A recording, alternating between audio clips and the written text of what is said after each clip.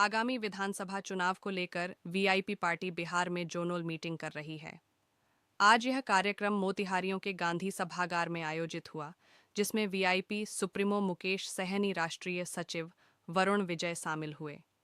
वहीं इस कार्यक्रम में वीआईपी सुप्रीमो मुकेश सहनी ने जातीय जनगणना पर चिराग पासवान पर जमकर भड़ास निकाला। मुकेश सहनी ने कहा कि चिराग पासवान मोदी के गोद में बैठकर यह कह रहे हैं कि जनगणना का रिपोर्ट साझा नहीं किया जाना चाहिए। उनको ये नहीं पता है कि यही मोदी सरकार उनके परिवार को बांट दिया। उनको हमारा सलाह है कि वे ऐसी राजनीति न करें कि समाज उनको बाहर कर दें। ओवैसी के बिहार दौरे पर मुकेश सहनी ने कहा कि कोई कहीं आए जाए, पर इस बार बिहार में एनडीए और महागठबंधन के बीच आमने सामने चुनाव होगा और तेजस्वी मुख्यमंत्री बनेंगे। 18 सीट मैक्सिमम हम लोगों को मिलना है और इस बार ज़्यादा से ज़्यादा सीट मिलेगा। और चंपारण में वीआईपी पार्टी का एक अपना ताकत है। 2020 में हमें पता है कि हम लोगों ने एनडीए में था, जिसके कारण यहाँ पे मैक्सिमम सीट चंपारण में जीता गया था। और इस बार हम लोग महागठबंधन का हिस्सेदार हैं और मजबूती से इस बार उल्टा होने वाला है। मैक्सिमम सीट 21 सीट में से मैक्सिमम 17-18 सीट हम लोग चंपारण से जीतेंगे। चिराग पासवान जी का मैंने एक इंटरव्यू देखा, जिसमें उन्होंने कहा, मोदी जी से आग्रह किए हैं कि जाति आधारित गणना तो हो, लेकिन इसका आंकड़ा जो है सार्वजनिक ना करे।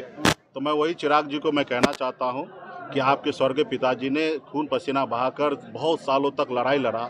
आज वो सपना को साकार करने का समय आया है और आप मोदी जी का एक बार तो हनुमान बने, तो आपका हाल क्या हुआ? आपका घर परिवार सब तोड़वा दिया, आपकी पार्टी तोड़ लिया और आपके घर बाहर कर दिया, आपके पिताजी को प्रतिमा बाहर कर दिया। फिर से मोदी जी को गोद में इतना मत चले जाइए कि आपका समाज आपको छोड़ दे। आपके पिताजी का संघर्ष का देन है कि आज जाति आधारित गणना हो रहा है और आप कह रहे हैं कि जाति आधारित गणना हो, लेकिन सरकार का आंकड़ा सरकार के पास हो।